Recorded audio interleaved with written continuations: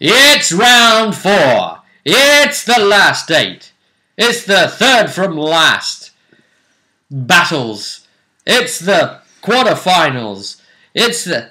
well, forget all that. It's just the opportunity for 4 more amazing warriors to go down. And worse still, the nutters that beat them to go through to possibly go head on head. Quarterfinal time, hit it!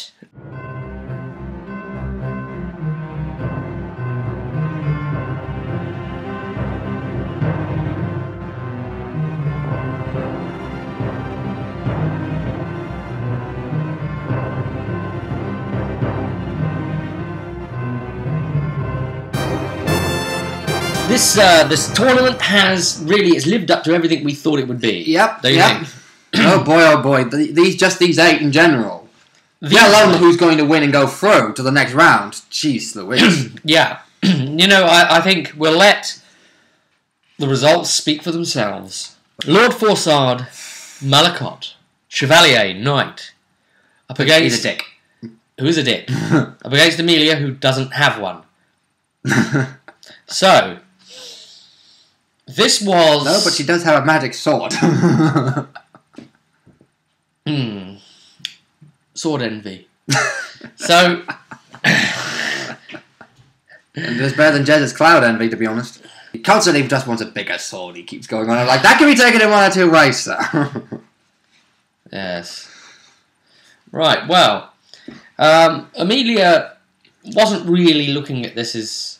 an easy fight by any means. No. It's the champion. He's champion of Summer Tournament, however, he was a champion on horseback, so... Yeah... From Amelia fighting him, that really didn't make much difference, did it? No, it didn't. On foot. No, it didn't. He is pretty much the same as Amelia. He's got the same health as Amelia. Just a little bit better armour. A little bit better armour, but Amelia's got the willpower over him. And the focus to boot. So, advantage is one way or the other. He's very experienced, very marshalled. Amelia's a young girl, but she's full of passion, full of energy, and already she's been through a lot. Yeah. More than really would be normal for a Templar trainee. Yeah, and that's before she even started taking the training, to be honest, again. I mean, because the whole idea of being a Templar, of course, it's not about, oh, okay, you're in the specialisation, how come you're on higher in the specialisation? You've already done all this and you're only still a novice. Well, because the reason is that Templars aren't about, are you a great warrior? No. Are you good at this? Are you very good at being a knight of the chantry of these religious writings and teachings, specifically stopping mages? Yes, and the fact is she does have willpower faith. So that's a bonus. So it's very specific niche training she's undertaking. Exactly. It's not like she's a champion. Hint, hint, like this guy is. Hint, hint. Yes. That's right, but because the Chevalier doesn't exist, of course. Not until set 3, so... And even then it would be kind of pointless because he's not on horseback. And he's a set 2 character anyway, but... Yeah, even if he did have that specialisation, it'd be pointless because he does not on a horseback for this tournament, so those specialisations would suck. Even though Deep Roads is still supposed to come out and... Yeah, it is. Team is watching you lot out-level Deep Roads. Exactly. So, and Router Cat knows you're not downloading set 3. So... And the reaction guys aren't having any reaction to this. Yet. No. They'll have a reaction when set 3 comes out. You played Amelia in this. Yep. Tell me your thoughts on facing him. How it was going. He's a slightly better tank than me. He had the upper hand. Was stripping your health down. You weren't really stripping him. No, I was missing a lot. I think it was at one point he cut about 22 off of your hit points. Yeah. And you'd done about 2. Yeah, because I was rolling poorly on the damage. It's just barely enough to even do anything with that 11 armor it is. Yeah. It's not like I was rolling. And to top it off, I may have taken a potion of fortune and skill beforehand, but I wasn't doing anything to help since I wasn't proccing even when I did hit. No. But even then, later on when he started getting some particular procs... Yeah. He'd taken 1 too. Yeah.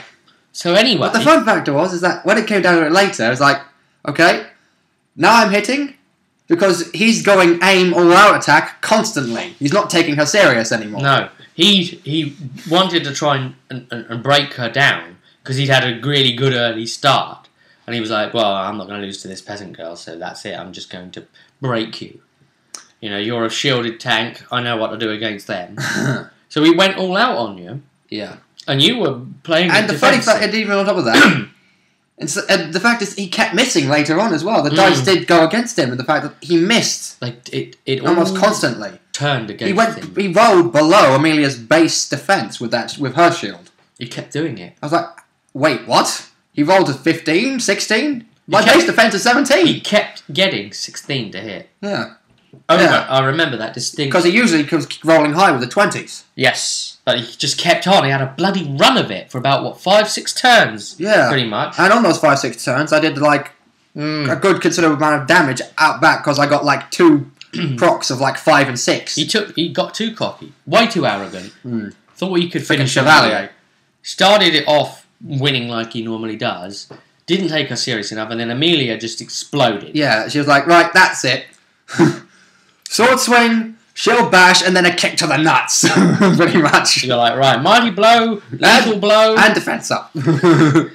Let's do it all. Let's do everything. Everything I can. I got that like next 3 turn, turns. more stunts, right, yeah, lightning attack. Yeah. I did like that 3 times. I got like lethal blow and mighty blow off in the same round. Yeah. So it's just this sudden... Amelia just snapped. And it was just this crazy... and he started... Going on about threatening Gabe. Yeah, that was not a good idea. Because as soon as he threatened Gabe, my first major proc came through. I was like, the dice didn't like that. So it's like the dice know what's going on. It's like, okay, he's worked it out. The dice are actually Amelia's thoughts right now. He's been sitting there in his room thinking, why do I know him? And it finally has clicked. Yes, and apparently his retainers also spotted Amelia talking to Gabe. Yep. So yeah, not good. Not good. He's starting to piece the puzzle together. Amelia went freaking crazy, tipped his damage over, and the judges called him out straight away. They called it. And he was only a 12 test as well. He failed a target number, willpower, self-discipline, 12 tests to not be called by the judges, trying to true grit the decision. And I brought the dice over to you on your table, and I rolled them right in front of your eyeballs. 5, a 3, and a 2. It was like a 5 and a 3 and a 2, which comes up as 10. So without a willpower or the self-discipline focus, he failed it. Yep. Wow. It's not that hard a number to hit, I will admit. I mean, Amelia did go into the threshold, but she was only 3 points of damage over. And considering even if you roll badly, that's going to still be a pass. It's not even worth rolling for it. The stars were shining on Amelia in that fight. But to what end? Amelia is through. Lord Forsard Malakot, the champion, is out. There will be... Yeah, he had a hissy fit as well when he lost. He threw his stuff down. His shield down, his sword down. And started threatening the judges, and Amelia held a sword to his throat. Just shut the hell up and go and prance about somewhere else, you bastard. Then he stared Amelia in the eyes and said, "Oh, try cutting me down. Go on. I offer the chance up free." Amelia wasn't going to take that. She wasn't going to do that. And he was staring her out, as if to say, "Go for it. Try. Just try." she was like, "Yeah, if you want to come after Gabe, you're going to have to go through me and my friends. And if I did this to you, then there's absolutely no way and chance you're going to be able to get past them." Because in a one-on-one fight, Amelia managed to deal him down to like 2/3 of his health. What the fuck's Carrot going to do if he starts throwing rocks at him? And the like. And Tandil coming in with 3d6 damage. You're a powerful party. But saying that, he's pretty powerful himself. He's like Amelia. Hard to hit. If you had a party full of people like him... That's just the thing. That's why Amelia was struggling, because she's used to having backup. Amelia probably would have had more hits in if she had, like, melee fighters standing next to her. Yeah, he was tanking Amelia. The thing is that if you just tried doing the burst DPS to make the difference, and it went against him, and you sort of turned the tide. Yeah. Amazingly, Amelia is into the semi-finals. And on top of that, I never did an all-out attack once in that fight. Because I didn't want to lower my lower my defense down. girl that's come up out of nowhere, a half race, half Ferelden, half Ralevi. Yep. Wow. She seems to have had like a mixed, semi-noble yet semi-peasant background. Yeah. It's a bit of... She's still got the Ferelden freeman option because she was born in Ferelden. Or rather, raised in Ferelden, more so. But she knows a little bit about her Ralevi history, but it's so very little because she's not actually had much exposure to it. And the time is coming where the group will have to travel to Ralevi. But anyway... Well, we'll get to that when it happens. To hunt Zordon the Rock. Once his final location is absolutely determined. But will Squire kill them before then? Okay. Maybe. Maybe not because he's already dead. Oh, that's true. But is he? I don't know. But yes, Emilia won that fight just by pure luck of the dice. In the end of it. Well, you know, you've got to take the breaks wherever you can find them. Definitely. It was there in the stars for her to go through. Now, the next fight was Ralevi the Root. Against Captain Braedon, the other champion for House Bronte here. And Captain Braedon is certainly magnificent. Yeah. But he isn't what you would call impressive to an audience. He's just very stoic and extremely well balanced in his handling of his sword and shield. Yeah. He's got very good balance. He is a very methodical, geometric fighter. He's very precise. Shield bash to attack. His slice, when he wants to slice over his shield to make the attack, he will be able to do it the same way 100 times in a row without deviation. Well, he's probably basically similar again to Emilia on that front with the he's regimented highly. Yeah. He'd be working well as a phalanx soldier, really, in a certain sense, wouldn't he? Yes, absolutely, absolutely. You know, extremely. But all of that quality versus Ralevi the Root, it just wasn't enough. A maniac dwarf who's got nothing to lose. He's the leader of the dead. It just wasn't enough, was it? No. He got to the point where he just smacked Braedon's stuff out of his hands and was about to pretty much decapitate him. When it was called. When the judges saw that he'd already almost been decapitated from the huge bloody scar on his neck. Yeah, that which came from Brianna. Uh-huh. Crushing his neck. That's messed up. Yeah. And she crushed it because you didn't back off. So that's the group's fault. Yep. Consequences are going to happen. They're living with you. They're following you, these consequences, aren't they?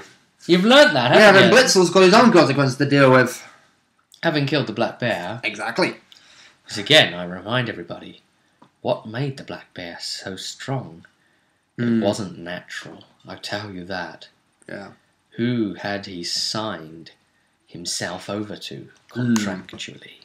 And what does Blitzel killing him now mean? For Blitzel. And for the Black Bear's immortal spirit. Yeah. Yeah. Yeah, so Braedon ended up getting severely beaten and the judges had to call it. Ralevi's through. So, incredible fighter. So, yeah, that looks like Emilia might have to face him in the next round. Ralevi is known as an indestructible warrior. Didn't they say, like, something, if all the players go out early and you've got nothing left and you don't actually want to really play the run the tournament, actually, just say Ralevi wins it? Yeah. Whereas I'm actually running this full on. Yeah. To find out. Yeah. I want to know, damn it. And I know that you want to know. Yeah, we're not just going to say something, but it's just going to happen. So, next fight. Kyrennes the monk. Versus Blitzel. This monk is highly impressive. And Blitzel was putting those blows on him. Again, cutting through his robes. Originally dual wielding. But not making him bleed. And Blitzel was seeing that there's no blood. Yeah. No blood. And it's like, how did you turn that sword? And he's like, my shoulder is on a joint.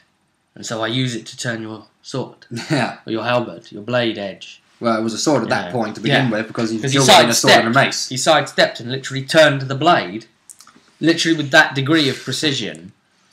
The fact is, when he came out, Blitzel was like, another man in a dress?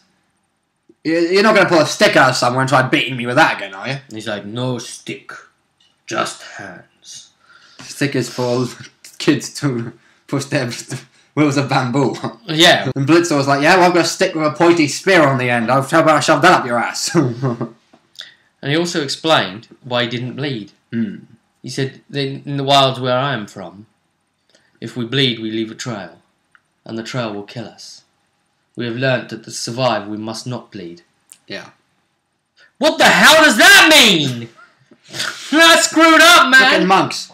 That's wrong, isn't it? Fucking monks. Blitzel was like, got annoyed at the point. He's like, right, that's enough of this. Sheaves both his weapons and pulls out his halberd from his back. A lot of pound slams, but those pound slams, 1d6 plus cunning, because of his unarmed abilities up to d6 instead of d3. Yeah.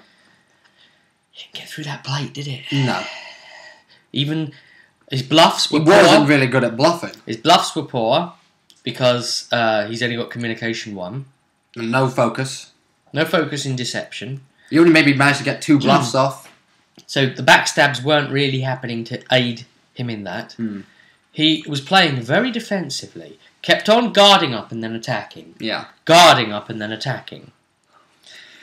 And it prolonged the fight. Yeah. But he just couldn't find a way through to concretely hurt Blitzel enough times through that armour. His punches were not breaking the armour. He needed something else beyond it. It was like clang, clang, clang. And Blitzel looked down and was like, seriously? He didn't get enough stunts. I think it was only 1 round of combat he even got stunts in, I believe. He procced twice, but they were only like 1 point each. Yeah, it was really pathetic. Which was only enough to throw pierce armour and nothing else. He'd automatically pierce armour against that opponent, because he can do it for 1, being a rogue. But there was nothing else, which was the silly thing about it. He needed 4 stun points for his monk-only Stunning Fist. Yes, that can cause the effects of a daze effectively on you. 4 stun points. And, well, you know... Well, considering the amount of times he hit, I'm surprised he didn't try performing a dirty fighting. Well, it's... That way, where it says, yes, every attack... It says every attack becomes a backstab then. Yeah. I don't know if the backstab would still only apply to the first one or not. You could have a monk and play him that way. However, his order wouldn't do dirty fighting. It was fluff reasons why then. Makes sense. He's a very honourable combatant. Very disciplined. Yeah. And Blitzel finally, well, he made him bleed in the end. Yeah, he just like the last 2 rounds, Blitzel's blitzed his opponents. He just cut him straight up and sent him flying in blood. And he hit the floor dying. Yeah. So Blitzel said, well, you better get the medics out here. Yeah. To this one. I guess that Blitzel could see that he was up against a noble opponent, at the very least. Yeah. Although possibly a bit insane to fight with just his bare hands. Well, he did the key heal at one point. Yes, he did that. No, I think all of this demonstrated that the monk is not overpowered. No, it's not. It's basically just a little bit of a slightly more healthier rogue, is all really. It's an interesting class, isn't it? If you're willing to commit the right stats to it, and I know it sounds a bit power buildy, but bear with, to be able to get any fun out of it at all. Well, cunning, obviously, that boosts your defense, well, your armour and your damage output, because you don't use your strength for your punches instead. Yes, that's right. And also... It's a rogue, so communication obviously gets a nice boost. Communication, really, you'd want to try and make sure that you can either be part of an order that can be dirty fighting, if you were going to have like monks from another country, because I'm sure Thaddeus has got something like that, and we're saying they have anyway, because there's lots of countries. Well, we've only got what we see on the map, and that's not the entire world. No. So, obviously, there's possibilities of outside influence. No, but even one of those places on the map might have a tiny little outpost. Maybe. Where people are monks instead. Maybe. I'm just saying, in general, there's a possibility that even if it isn't something on the map, what we don't see on the map could easily lead to something that could apply to it. Beck, you could find some frickin' that's got a Spartan element to it. Yep. So, I mean, you'd either want to do that or find some other way of having dirty fighting coming off. Because really, as you've pointed out, dirty fighting, fluff reasons, wasn't used here for RP reasons, but it's necessary to make the monk function properly. Especially against certain targets. So you'd want to call it something else if you didn't want to think of your monk as pulling a bad... It'd be like a disorientating strike, really. It'd be like... It'd be similar, basically, stunning fists, and again, generally. I think it would have to be something like bringing the elbow in instead of the fist. Or a surprise headbutt to the nose, or... See, you did it. You did say that once. That's what you would do with a monk. That'd be funny, wouldn't it? A Gaelic monk, yeah. Who goes on headbutting people instead of punching them. Yeah. That would be smart, wouldn't it? Well, that I'd like to see, to be honest. It'd be fucking hilarious. He doesn't worry about the suit of armour. Just the quality of the helm. So, anyway. Final fight. Oghren. Versus Dragon Lord Pentaghast Braedon. Poor Oghren. This wasn't going to be enough. Ogren's good, but he's not... Like we said before, he's not realistically that great. Krataan. I mean, let's just say this. He is a nightmare. He's something else. That'd probably be putting it lightly, I would think.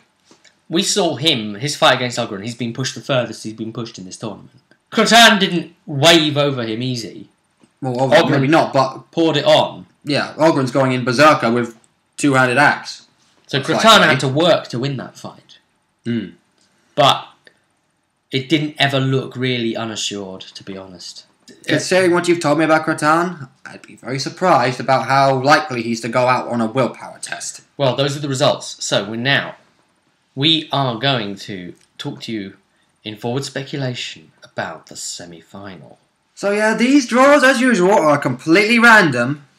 Yes. There's nothing, saying that we want these people to fight each other. No, we don't have the first fighter of this one has to fight the next one of the one below. And it'd be a different matter if you were doing it like two sides and the final one of each group then faces in the centre. That would be completely different. It's not the branching system. It isn't literally a random draw every round. I mean, everyone's probably going to do it differently. Someone might do the branching system. Heck, someone might be doing two different have like 4 branches that lead to having the semi-finals. And it's just my thing. I always like the silliness that can come about from purely random draws. Yeah.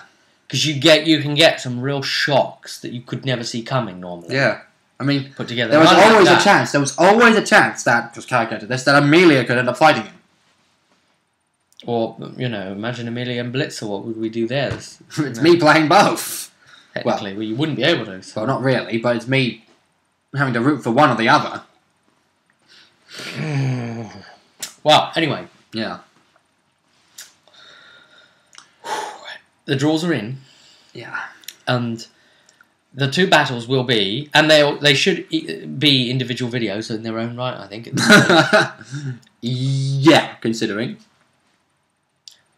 Dragon Lord Krataan versus Amelia Soranis.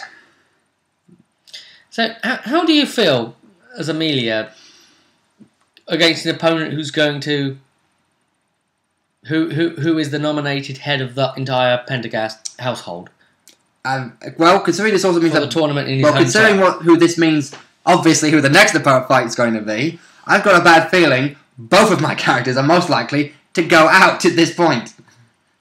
Considering it's Ralevi versus Blitzel as well. I've got a bad feeling on both fronts that neither one of them can actually win this fight. So we're giving this one to Krataan.